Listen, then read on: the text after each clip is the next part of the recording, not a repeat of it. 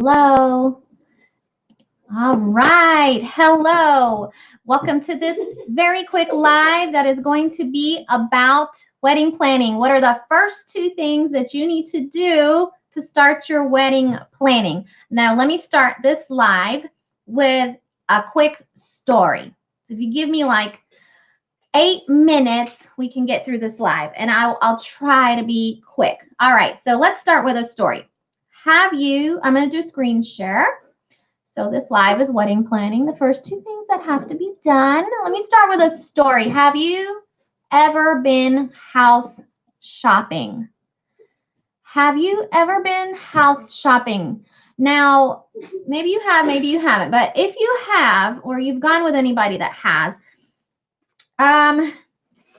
here's what typically happens is we get really excited, especially if it's the first time we've ever, tried to buy a home. So we get really excited, and the first thing that we probably did is we went on the internet, we typed in all of our dream home qualifications, pulled up a list of perfect homes, and then went to open houses in neighborhoods that we liked and looked around, saw some really nice homes, maybe even try to make appointments for some of the homes that we saw online that we thought would be really nice for us to live in.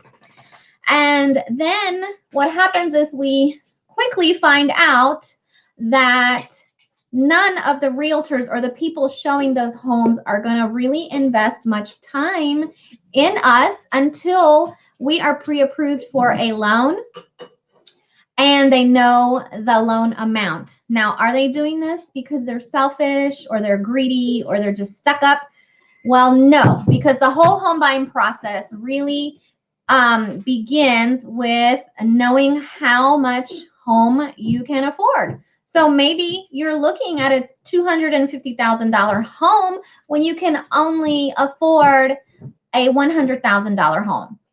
Or maybe you're looking at a $150,000 home, but really you can qualify for a $250,000 home. So these things need to already have been the first steps, right, in the home buying process is you get pre-approved for a loan, find out how much that is, and then you can go asking and looking. Until that happens, the realtors are really not going to invest much of their time in you, showing you homes, if you don't even know how much home you can buy. So keep this in mind when we're talking about the first two things that you've got to do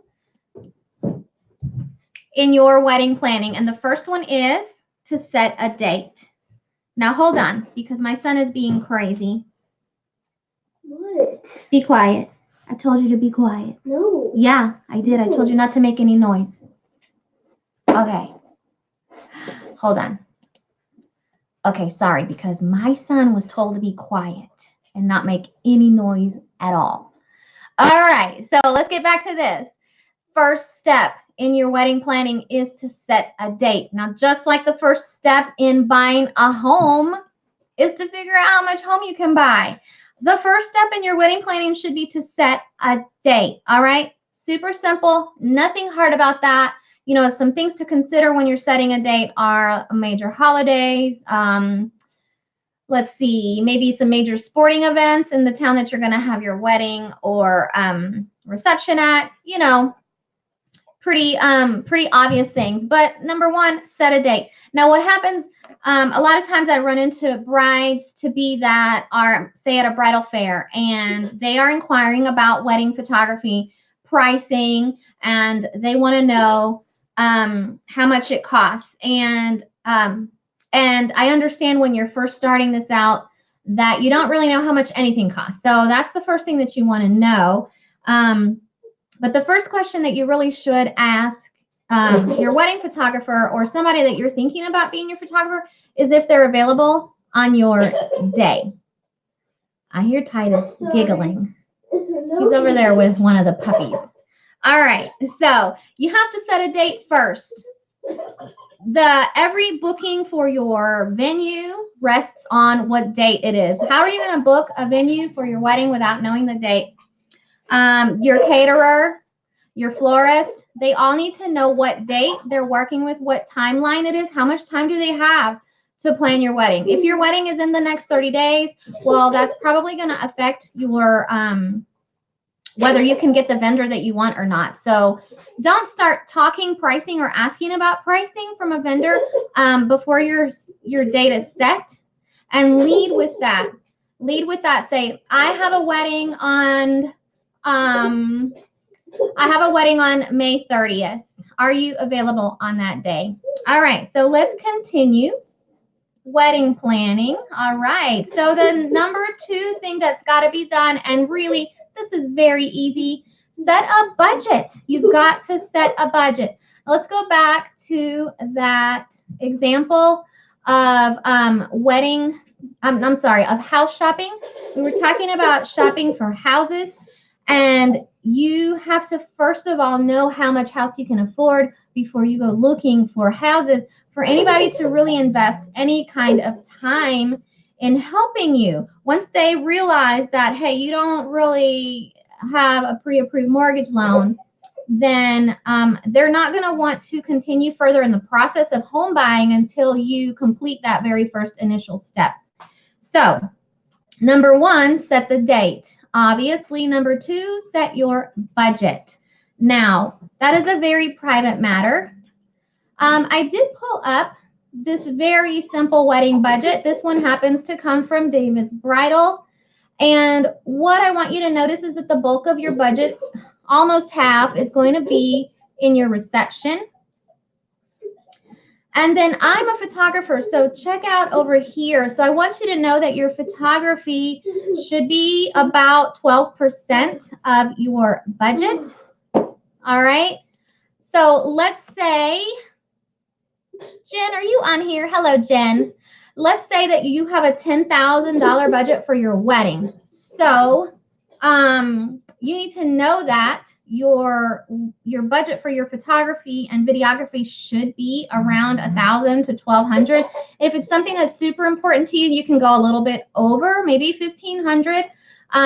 But if you budget more in one area, you'll have to budget less in another area. So number 2, you've got to set that budget. You need to know how much money are you working with to plan your wedding, and then that determines what vendors you can pick and choose from.